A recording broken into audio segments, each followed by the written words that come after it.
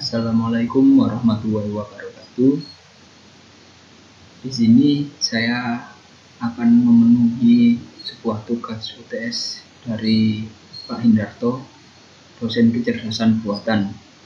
Perkenalkan, nama saya Muhammad Rizal Mahendra dari kelas 6D1. NIM saya 18 10 80 200 129. Di sini langsung saja kita ke materinya. Jurnal yang saya pilih ialah Sistem Pakar Penentuan Bakat Anak dengan menggunakan metode forward chaining yang ditulis oleh Feby Nursalisa, Leonie Lydia, dan Serjon David. Selanjutnya kita masuk ke latar belakang dan masalah.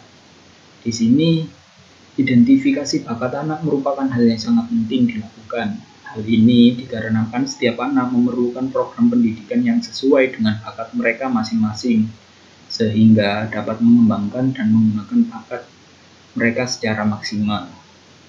Saat ini masih banyak orang tua dan guru sebagai penanggung jawab dalam keberlangsungan pendidikan anak yang belum mengetahui bakat pada anak mereka. Terbatasnya jumlah pakar untuk berkonsultasi tentang bakat anak merupakan salah satu penyebab hal ini. Penelitian ini menggunakan sistem pakar untuk mengatasi permasalahan tersebut. Sistem pakar bisa digunakan karena sistem pakar adalah sistem yang menggunakan pengetahuan, fakta, dan teknik penalaran untuk pemecahan masalah.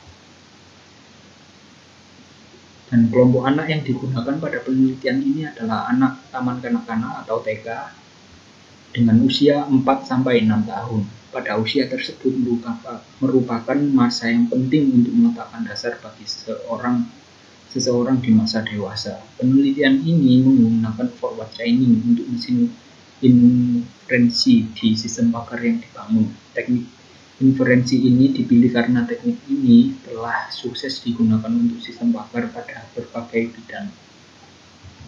Lalu kita masuk ke metode dan data yang digunakan. Di sini peneliti menggunakan ada 3 metode. Penelitian ini dibagi menjadi 3 buah tahap. Ada 3 tahapan di sini. Yang pertama tahap inisialisasi, yang kedua tahap analisa dan perancangan, dan ketiga tahap implementasi dan pengujian. Dan tahap-tahapannya bisa dilihat di layar.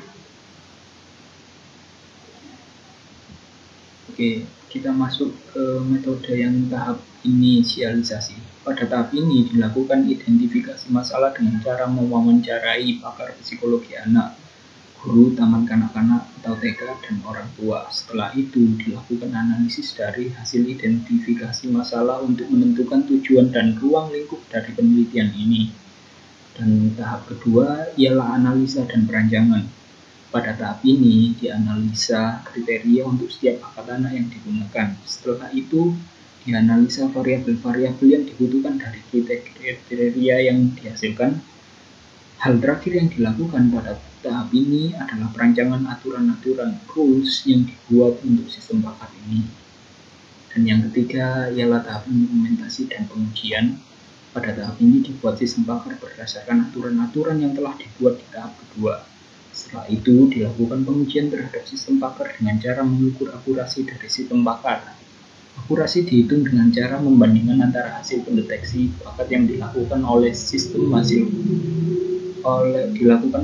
pakar dan hasil pendeteksi bakat yang dilakukan oleh pakar dengan menggunakan rumus seperti akurasi sama dengan jumlah benar per jumlah data dikali 100. Data yang digunakan contohnya seperti ini. Penelitian telah melakukan proses akuisisi pengetahuan dengan mengumpulkan pengetahuan dan fakta dari sumber-sumber yang tersedia. Sumber pengetahuan dan fakta yang didapat berupa data-data yang berhubungan dengan bakat anak. Contoh data yang digunakan seperti tabel di bawah ini. Ada tabel jenis bakat anak, ada tabel indikator bakat anak, dan yang ketiga ada variabel intelektual umum. Kita sekarang masuk ke landasan teori yang digunakan. Yang digunakan yang pertama ialah sistem pakar. Sistem pakar adalah program komputer yang memiliki kemampuan beberapa pakar di bidang tertentu dalam memecahkan masalah, seperti para pakar tersebut memecahkan masalah dalam bidangnya. Proses peniruan tersebut melibatkan 4 hal, yaitu akuisisi pengetahuan, representasi pengetahuan, inferensi pengetahuan, dan keempat, pemindahan pengetahuan ke pengguna.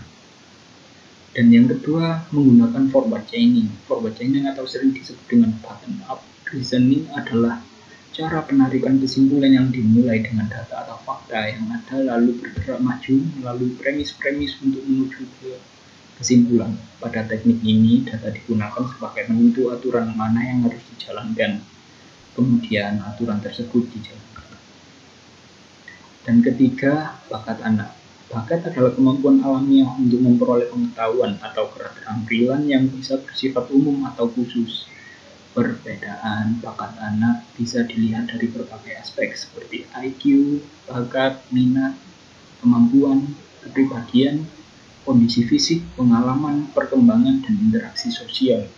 Ada 6 bakat menurut US Office of Education atau USOE Amerika, yaitu intelektual umum, akademik khusus, berpikir kreatif produktif, kemampuan memimpin, bidang seni dan pertunjukan. Yang keenam, kemampuan psikomotor. Di sini kita masuk ke hasil dan kesimpulan.